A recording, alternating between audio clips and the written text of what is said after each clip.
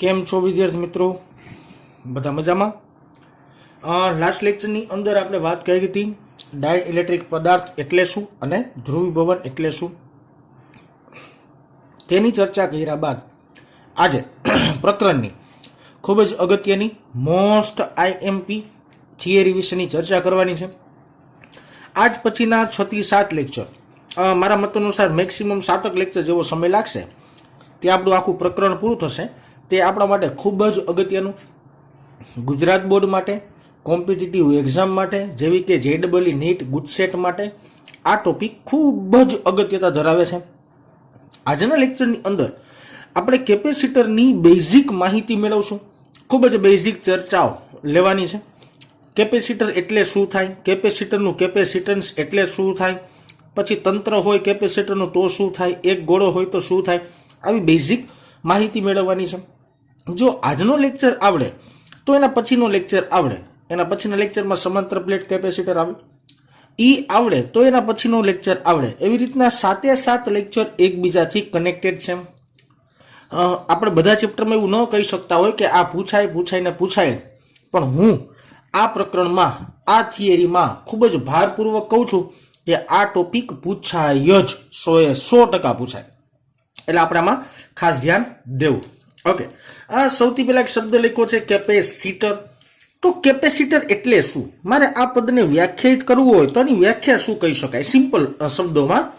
Okay, તો કેપેસિટરની simple વ્યાખ્યા એટલે વિદ્યુત ભાર કે વિદ્યુત ઉર્જાનો સંગ્રહ કરતી સાદામાં સાદી રચના, સાદામાં સાદી રચના ને કેપેસિટર કહેવાય છે. વિદ્યુત ભાર કે વિદ્યુત ઉર્જાનો સંગ્રહ કરતી સાદામાં સાદી રચના. એક ઉદાહરણ આપીને સમજાવું કે મારા ઘરની અંદર ઘણા બધા એસી પરિપથો છે. એસી પરિપથો એટલે કે એસી વોલ્ટેજથી ચાલતા પરિપથો. બેટા, આ વિડિયા તમારે 1-2 વાર જોઈ લેવા, એક શબ્દ મારો યાદ રાખવાનો, એ વસ્તુ ભૂલથી ને ભૂલતા નહીં. ઓકે, મારા ઘરમાં ઘણા બધા એસી પરિપથો છે, જેમ કે પંખો, જેમ કે ફ્રીજ, જેમ કે ટીવી, જેમ કે એર કન્ડિશનર, એવી ઘણી બધી વસ્તુઓ આવે જે એસી વોલ્ટેજ ઉપર ચાલતી હોય. તો એની અંદર કેપેસિટર નામની વસ્તુનો ઉપયોગ થાય છે. કારણ આપીને સમજાવું બેટા. જેમ કે મારે પંખો સ્ટાર્ટ કરવો હોય તો પંખાને ચાલુ કરવા માટે થોડોક વધારે પ્રવાહ જોઈએ. વધારે પ્રવાહ એટલે કે જેવો કે 30 થી 35 એમ્પિયર નિયર અબાઉટ, હું પ્રોપર આંકડો નથી બોલતો, પણ હું લગભગ એમ કહું છું 30 થી 35 એમ્પિયર જેટલો પ્રવાહ તમે પંખાને સ્ટાર્ટ કરવા માટે આપતા હોય. હવે મારો જે ઘરમાં આવતો પ્રવાહ હોય ને એ 5 થી 25 એમ્પિયરની આજુબાજુનો હોય. કેટલો હોય? 5 થી 25 એમ્પિયરની આજુબાજુનો. પણ જ્યારે મારે પંખાને ચાલુ કરવો છે તો ઓછામાં ઓછો 35 એમ્પિયર પ્રવાહ ધારો કે જોઈએ છે. તો કેપેસિટર એવી રચના છે કે ઘરમાં આવતા પ્રવાહનો સ્ટોરેજ કરે, જેનો સંગ્રહ કરે. જ્યારે આપણે પંખાની સ્વિચ દબાવીએ ને ત્યારે એકી સાથે વધારે પ્રવાહ કોને આપી દઈએ? પંખાને આપી દઈએ. તો કેપેસિટર એટલે કે વિદ્યુત ભાર કે વિદ્યુત ઉર્જાનો સંગ્રહ કરતી સાદામાં સાદી રચના. કોઈ પણ જગ્યાએ, કોઈ પણ એસી પરિપથની અંદર કેપેસિટર નામની વસ્તુનો ઉપયોગ થાય છે. દેશી ભાષામાં એમ યાદ રાખવાનું કે વધારે વોલ્ટેજ દેવા હોય તો કેપેસિટર મારે જોઈએ. કેપેસિટર દ્વારા વધારે પ્રવાહ જનરેટ કરાવીને આપણે કોઈ પણ વીજ પરિપથને સ્ટાર્ટ કરી શકીએ. તો આની અંદર પેટા પોઈન્ટની અંદર સૌથી પહેલો પોઈન્ટ, એક ગોળાનું કેપેસિટર, એક ગોળાનું કેપેસિટર.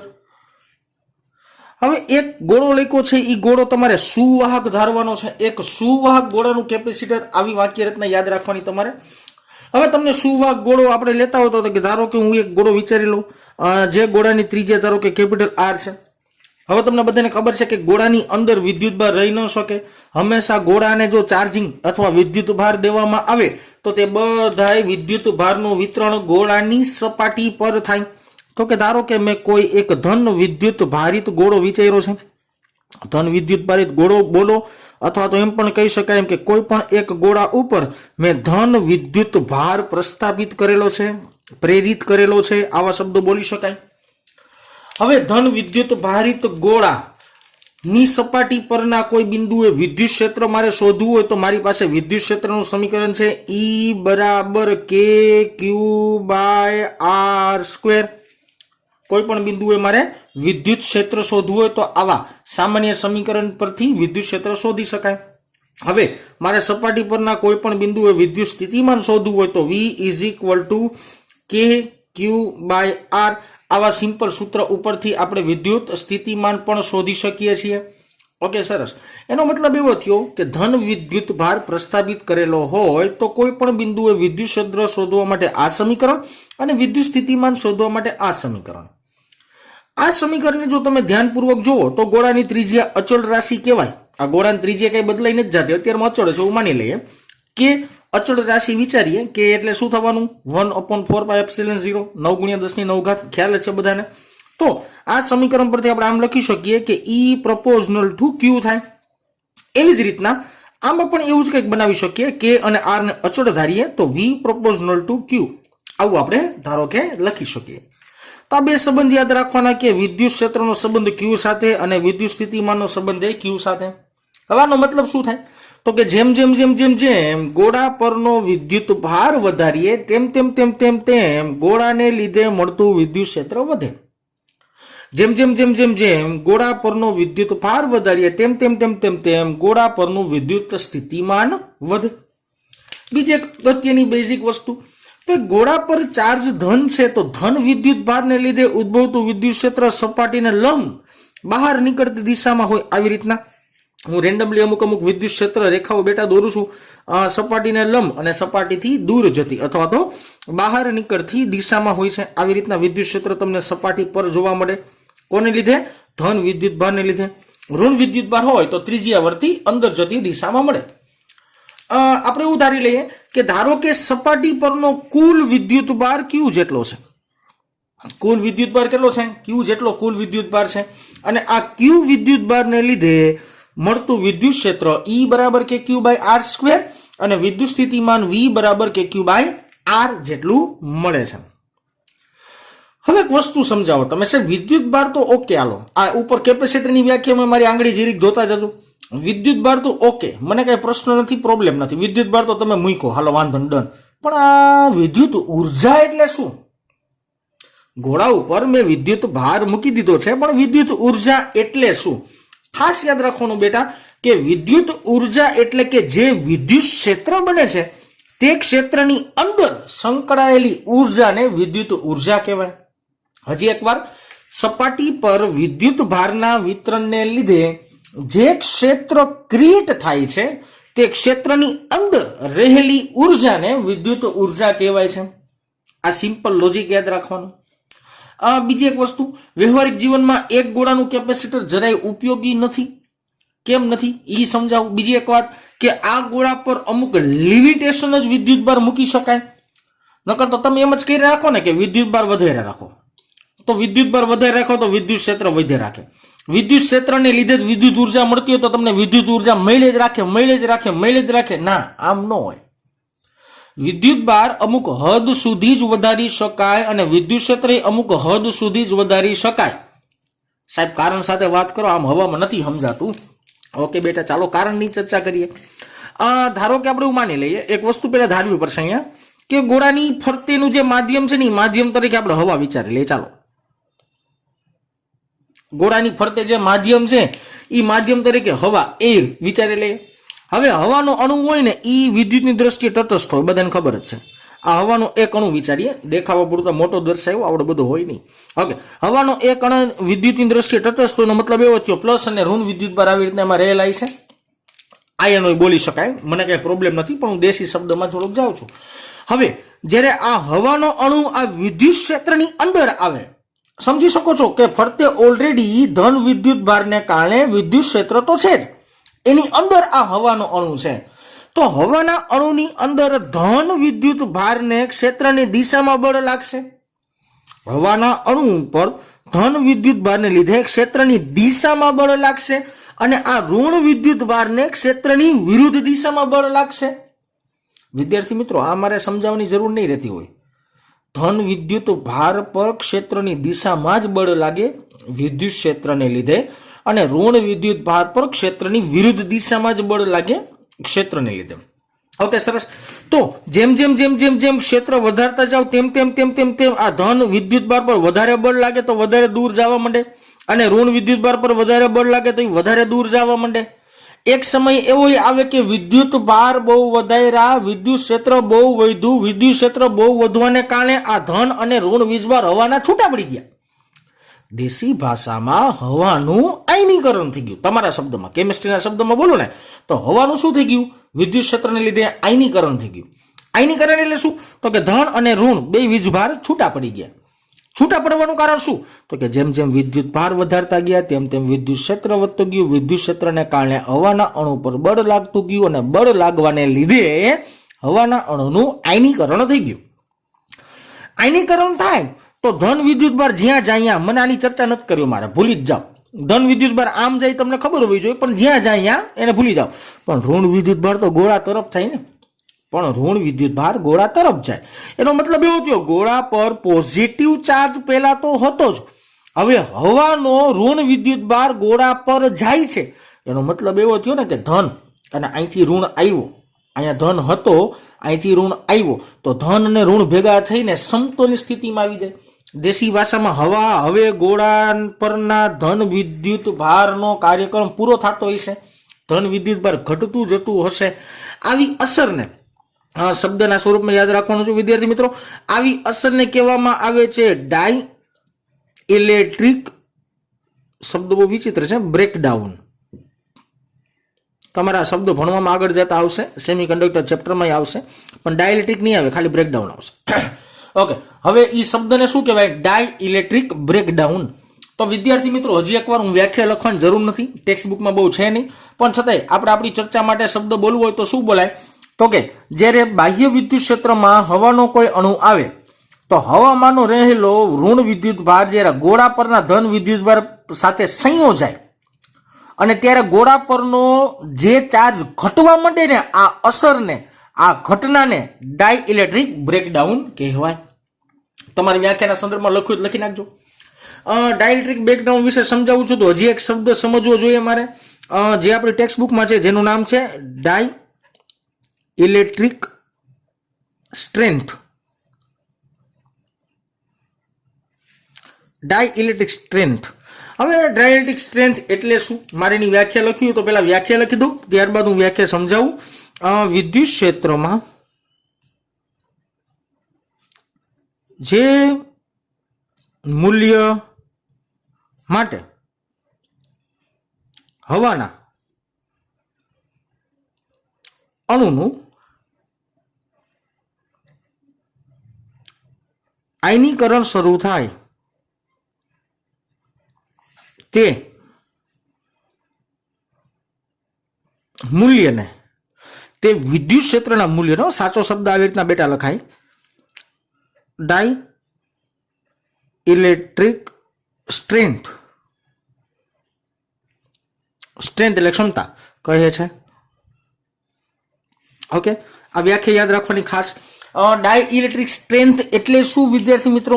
તો કે વિદ્યુત ક્ષેત્રના જે મૂલ્ય માટે, હવે જો વિદ્યુત ભાર વધારીશ તો એમ સ્વાભાવિક રીતના બહારનું વિદ્યુત ક્ષેત્ર વધશે, તો વિદ્યુત ક્ષેત્રનું એવું કોઈ મૂલ્ય કે જે મૂલ્ય આપતા વેત હવાના અણુનું આયનીકરણ શરૂ થઈ જાય, તે વિદ્યુત ક્ષેત્રના મૂલ્યને જ ડાઇલેક્ટ્રિક સ્ટ્રેન્થ કહેવાય. તે વિદ્યુત ક્ષેત્રના જ મૂલ્યને ડાઈ ઇલેક્ટ્રિક સ્ટ્રેન્થ કહેવાય. એટલા માટે જો હું ડાઈ ઇલેક્ટ્રિક સ્ટ્રેન્થનો એકમ બનાવવો હોય તો ન્યૂટન પર કુલમ ને વોલ્ટ પર મીટર જ થાય, કારણ કે વિદ્યુત ક્ષેત્ર જેવી જ કંઈક વાત થઈ.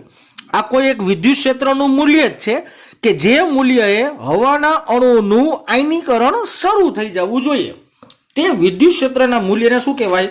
ડાઈ ઇલેક્ટ્રિક સ્ટ્રેન્થ. સૌથી પહેલા આટલી એક બાબત રિપીટેશનમાં લઈ લઈએ ઝડપથી. આટલી જ વાત હું જલ્દી રિપીટ કરી નાખું બેટા. કેપેસિટર એટલે શું? તો કે વિદ્યુત ભાર કે વિદ્યુત ઉર્જાનો સંગ્રહ કરતી સાદમ સાદી રચના.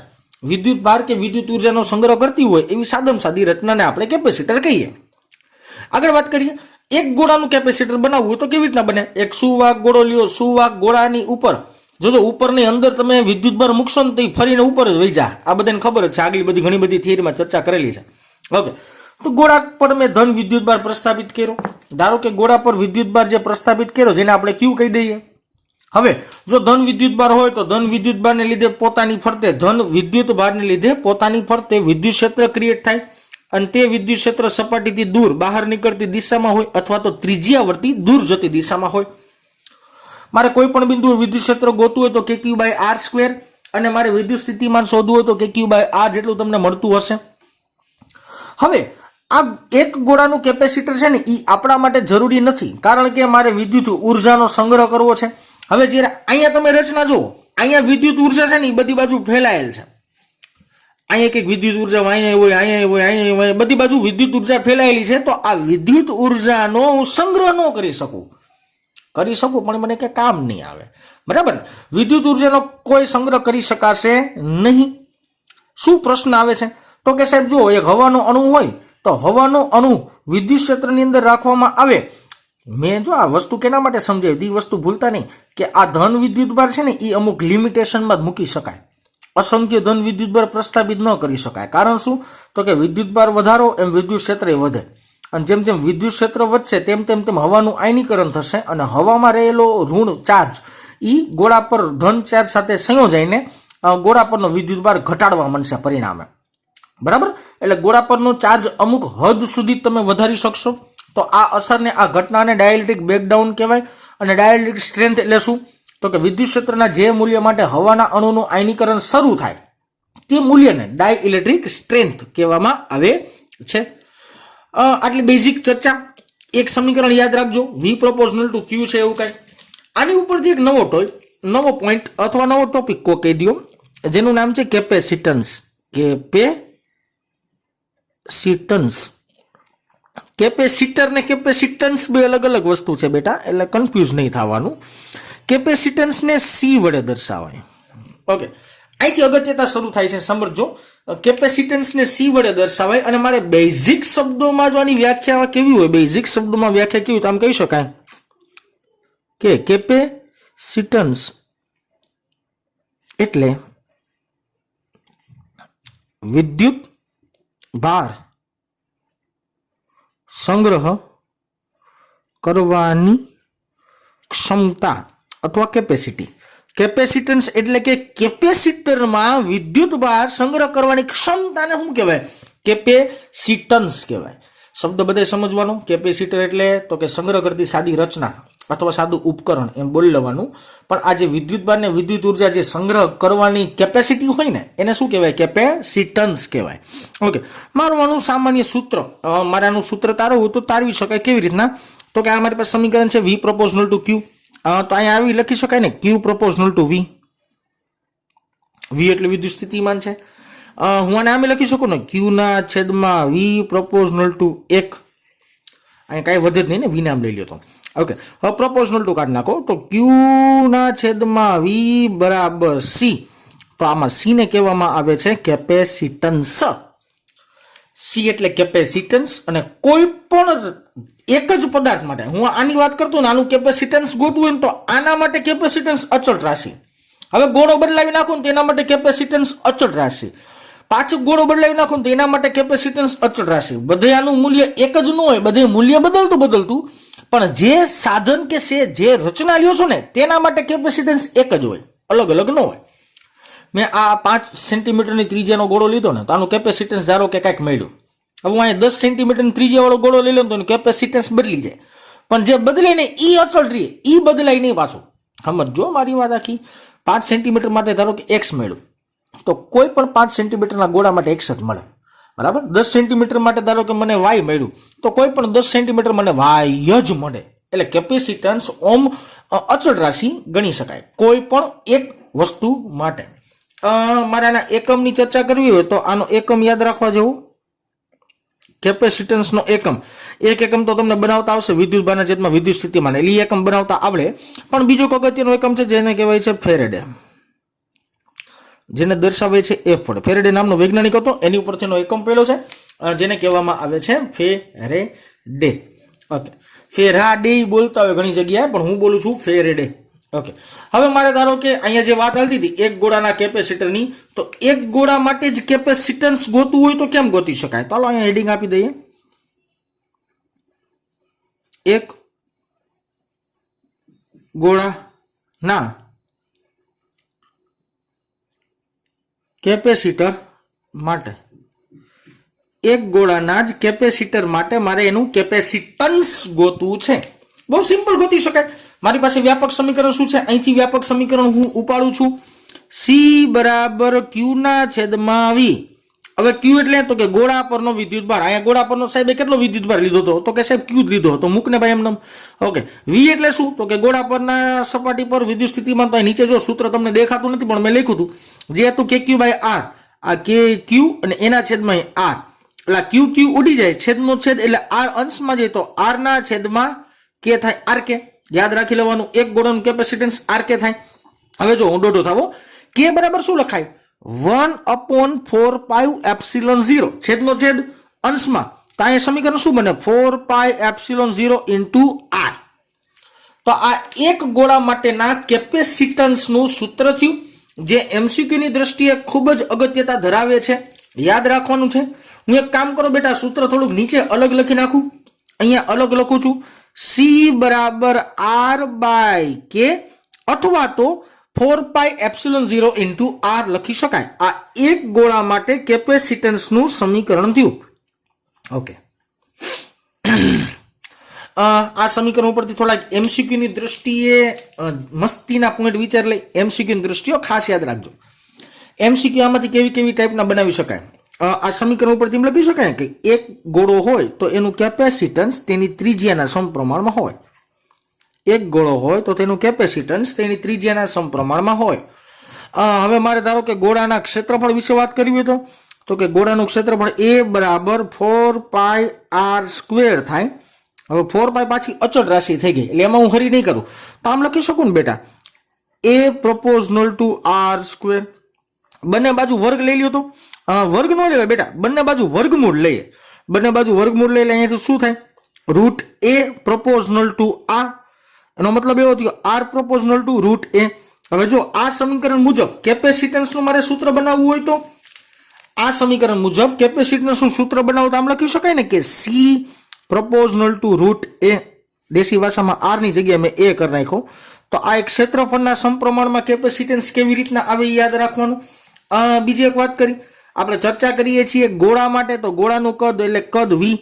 બેટા કદ છે, મને હે ને વી અલગ અલગ લખતા નહીં આવડે, એટલે હું અહીં લખી દઉં છું. આ વી છે ને કદના સંદર્ભમાં છે, આ સ્થિતિમાન ન સમજતા, બરાબર ને? કદ છે તો કદ કેટલું મળે? 4/3πr ને ક્યુબ. હવે જો 4/3π કેવી રાશિ થઈ ગઈ? અચળ ને. તો વી બરાબર r³ લખી શકાય. સોરી, પ્રોપોઝનલ ટુ કરવું પડે. વી પ્રોપોઝનલ ટુ r³ લખી શકાય. બંને બાજુ ઘનમૂળ લ્યો તો વી ની 1/3 પ્રોપોઝનલ ટુ r થાય. વી ની 1/3 પ્રોપોઝનલ ટુ r થાય. તો આ સંબંધ આની અંદર મૂકી દો તો ઘનમૂળ લીધું છે બંને બાજુ, એટલે 1/3 એટલે ઘનમૂળ કહેવાય. તો સી પ્રોપોઝનલ ટુ વી ની 1/3 એટલે કે ઘનમૂળ. તો એક કેપેસિટન્સનો આ સંબંધ મળ્યો. તો વિદ્યાર્થી મિત્રો, એમસીક્યુ ની દ્રષ્ટિએ ક્ષેત્રફળ સાથેનો સંબંધ અને કદ સાથેનો સંબંધ ખાસ યાદ રાખવા જેવો. ઘણી બધી જગ્યાએ શોર્ટકટ મેથડ વાપરવા માટે આવા એમસીક્યુ પૂછાતા હોય તો આવા ડાયરેક્ટ સૂત્ર યાદ હોવા જોઈએ. પણ યાદ રાખવાનું હેડિંગ એક ગોળાના કેપેસિટર માટે. એક ગોળાના કેપેસિટર માટે. ઓકે, હજી મારી વાત પૂરી નથી થતી, હજી મારી વાત શરૂ છે. શું વાત હતી? તો કે સાહેબ તમે અહીં કીધું કે એક ગોળાનું કેપેસિટર નહીં, બહુ કામનું નહીં. એટલે કેમ કામનું નહીં? એનું કારણ શું? તો કે સાહેબ આમાં છે ને વિદ્યુત ઉર્જાનો સંગ્રહ ન કરી શકાય. કેમ ન કરી શકાય? તો કે વિદ્યુત ઉર્જા છે ને એ બધી બાજુ રખડતી રઝળતી છે. જો વિદ્યુત ઉર્જાને એક જગ્યાએ ભેગી કરી લો અથવા તો કોઈ એક પ્રોપર એરિયામાં ભેગી કરી લો તો વિદ્યુત ઉર્જા ફાટ દેખાની વાપરી શકીશ. જો હું વિદ્યુત ઉર્જાને એક જ એરિયામાં ભેગી કરી લઉં તો એ વિદ્યુત ઉર્જાનો ઉપયોગ હું કરી શકું. અહીંયા વિદ્યુત ઉર્જા તો છે, વિદ્યુત ઉર્જા એટલે કાંઈ નહીં, વિદ્યુત ક્ષેત્રની અંદર સંકળાયેલી ઉર્જાને વિદ્યુત ઉર્જા કહેવાય. પેલા મનમાં આ પોઈન્ટ રાખજો. તો અહીંયા વિદ્યુત ક્ષેત્ર તો છે, એનો મતલબ બધી બાજુ વિદ્યુત ઉર્જા છે, પણ વિદ્યુત ઉર્જા વિખાયેલી છે. હવે મારે એને જો અમુક એરિયામાં કેન્દ્રિત કરી નાખીશ ને તો મને વિદ્યુત ઉર્જાનો ઉપયોગ હું સહેલાઈથી કરી શકીશ. ઓકે, એના માટે એક સિમ્પલ વાત વિચારી બેટા, એના માટે એક સિમ્પલ વાત વિચારીએ. શું વાત વિચારીએ? ચાલો સમજાવું. અહીંયા થોડાક આપણે ઉપર નીચે વહી જઈએ. એક જ મિનિટ. ઓકે, આટલામાં સમાઈ જશે આપણો પોઈન્ટ જે આપણે કહેવાનો છે ને એ. ઓકે, અહીંયા હેડિંગ આપી દઈએ, બે સુવાહકોના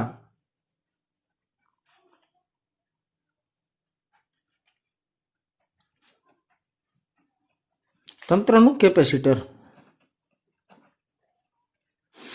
સૂત્રો આપણે આગળ આવતા લેક્ચરમાં તારવવાના છીએ અને આપણે ટેક્સ્ટ બુકની અંદર સિલેબસમાં છે. ધારો કે હું એક આકૃતિ બનાવું રેન્ડમલી, હું કોઈ અનિયમિત આકારના બે સુવાહક લઈ લો. વાલો આવા કંઈક મને મજા આવે એવા લઉં છું બેટા, એટલે કન્ફ્યુઝનમાં ન થતા. ઓકે, આવા બે અનિયમિત આકારના બે સુવાહક લઈ લીધા ધારો કે, બરાબર છે.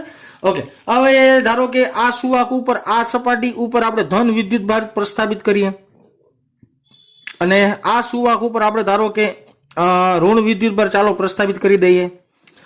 તો સ્વાભાવિક રીતના તમે આકૃતિની ભૂમિતિ પરથી જોઈને મને બહુ ઇઝીલી કહી શકશો કે સાહેબ ધનમાંથી વિદ્યુત ક્ષેત્ર નીકળે અને ઋણમાં દાખલ થાય, ધનમાંથી વિદ્યુત ક્ષેત્ર નીકળે ઋણમાં દાખલ થાય, ધનમાંથી વિદ્યુત ક્ષેત્ર નીકળે ઋણમાં દાખલ થાય, ધનમાંથી વિદ્યુત ક્ષેત્ર નીકળે ઋણમાં દાખલ થાય, ધનમાંથી વિદ્યુત ક્ષેત્ર નીકળે ઋણમાં દાખલ થાય. હજી તમે થોડાક દોઢા થાવ. આ દોઢા થઈને એમ કેમ કે સાહેબ આપણે પાછળ વિદ્યુત ભાર ગોઠવી દઈએ તો હાલો ગોઠવી, અહીંયા પાછળ આપણે વિદ્યુત ભાર ગોઠવી દઈએ તો ગોઠવી. તો આનું વિદ્યુત ક્ષેત્ર કેમ હોય? તો કે સાહેબ જો અહીંયા વિદ્યુત ક્ષેત્ર આવી રીતના બહાર નીકળતી દિશામાં, અહીંયા બહાર નીકળતી દિશામાં, અહીંયા બહાર નીકળતી દિશામાં, અહીંયા આવી રીતના બહાર નીકળતી દિશામાં, આવી રીતના બહાર, અને આની અંદર જતી દિશામાં ખબર પડે ને કે ઋણ વિદ્યુત ભારમાં વિદ્યુત ક્ષેત્ર અંદર તરફનું હોય. ઓકે, તો અહીંયા અંદર જતી દિશામાં. હવે જો આખા વાક્ય રચનામાં, આખા ધંધામાં સાહેબે છે ને એક એરિયો બનાવ્યો. હું આવી રીતના મસ્તીનો દોરી જ નાખું છું. એક એરિયો બનાવ્યો, આ એરિયો, કે આ એરિયાની અંદર વિદ્યુત ક્ષેત્ર છે ને સંગ્રહ પામેલું છે. તો સમજી શકો છો અહીંયા વિદ્યુત ક્ષેત્ર છે ને એ આડેધડ રખડતું છે, એટલે કે અનંત અંતર સુધી પથરાયેલું હોય છે. અનંત અંતરે વિદ્યુત ક્ષેત્ર શું હોય મને ખબર છે, પણ આમાં અલગ અલગ જગ્યાએ વિદ્યુત ક્ષેત્ર કાંઈક અલગ અલગ હશે. અહીંયા એવું જ હશે. જ્યારે અહીંયા જો વિદ્યુત ક્ષેત્રનો અમુક મર્યાદિત ભાગ થઈ ગયો, વિદ્યુત ક્ષેત્રનો અમુક મર્યાદિત ભાગ થઈ ગયો.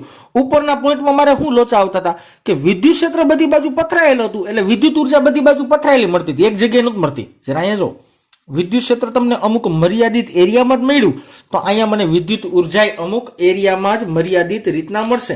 તો આમાં ઉત્પન્ન થયેલી વિદ્યુત ઉર્જાનો હું સંગ્રહ કરી શકીશ. આની ઉપર એક લીટી લખવી હોય તો લીટી લખી નખાય. કેપેસિટરની વ્યાખ્યા સારા શબ્દોમાં લખ્યું તો લખી નખાય કે કેપેસિટર એટલે કે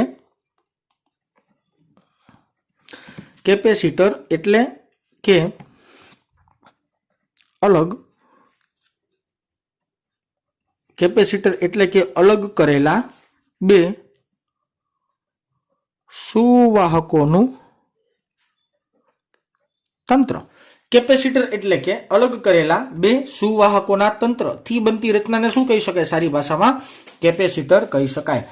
હજી એકવાર એક આખો નાનકડો પોઈન્ટ છે, એ પોઈન્ટ આપણો થોડોક વિચારી લઈએ બેટા, શું છે ને શું નહીં. કે ઉપરમાં શું થતું હતું કે એક ગોળાનું મેં કેપેસિટર તો બનાવી નાખ્યું, એની ઉપર ચાર્જે પ્રસ્થાપિત કર્યો, એને કારણે વિદ્યુત ક્ષેત્રે પ્રસ્થાપિત કરી દીધું, પણ વિદ્યુત ક્ષેત્રની અંદર જે સંકળાયેલી ઉર્જા હશે ને એ અમુક સ્પેસિફિકેશન એરિયામાં નથી, એટલે મારે યુઝ કરવી હોય ને તો બહુ અઘરી છે. એક એક ભાગેથી થોડીક ઉપાડીને પછી ભેગી કરવી પડે. એના કરતા મેં એવી રચના બનાવી કે વિદ્યુત ક્ષેત્ર છે ને અમુક નિશ્ચિત મર્યાદિત ભાગમાં આવી જાય. આટલા જ ભાગની અંદર વિદ્યુત ક્ષેત્ર આવી ગયું, તો આની અંદર જ વિદ્યુત ઉર્જા રહેલી હશે, તો હવે આનો પ્રોપરલી ઉપયોગ કરી શકીશ. આ બધા શબ્દો વિદ્યાર્થી મિત્રો ખાસ યાદ રાખવાના. ડાયલેક્ટ્રિક બ્રેકડાઉન એટલે શું?